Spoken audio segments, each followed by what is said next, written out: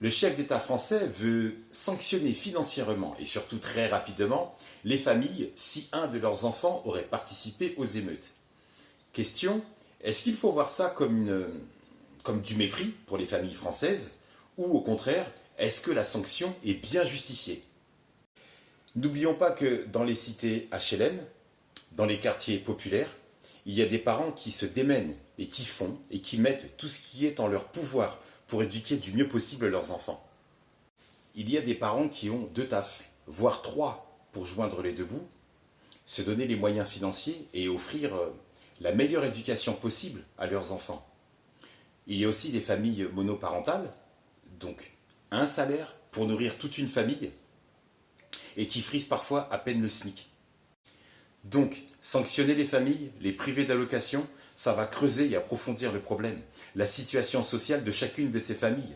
Exemple, une famille, 3 enfants, un seul a fait des bêtises, et le chef d'État décide de sanctionner toute la famille entière. Des belles paroles, des soi-disant prises de position, des fausses solutions démagogiques, devant les caméras, que du bluff. Au final, on sèche le budget des éducateurs. On sèche le budget des associations qui viennent en aide aux enfants et aux parents en difficulté. Rien n'est parfait. Il y a des parents qui se donnent à fond et qui peuvent aussi se retrouver face à des ados en crise qui peuvent partir en vrille. Montrer du doigt, critiquer les jeunes des quartiers, c'est facile.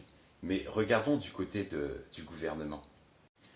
Thomas Fabius, fils de Laurent Fabius, appartement, 280 mètres carrés, valeur 7 millions d'euros, ne paye pas d'impôts, fait des faux emails et distribue des chèques en bois dans tous les casinos.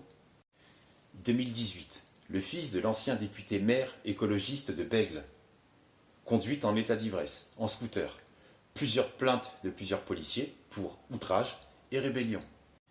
2019, Adrien Mamère, fils de Noël Mamère, 36 ans, avocat au barreau de Paris, conduite en état d'ivresse, donc sous l'emprise de l'alcool, mais pas que. Coke, cannabis. Jean Sarkozy, délit de fuite pour avoir percuté en scooter un véhicule. Que ce soit du côté de la population française ou du côté du gouvernement, nous avons tous des enfants, c'est vrai, et certains, ça leur arrive de faire des erreurs.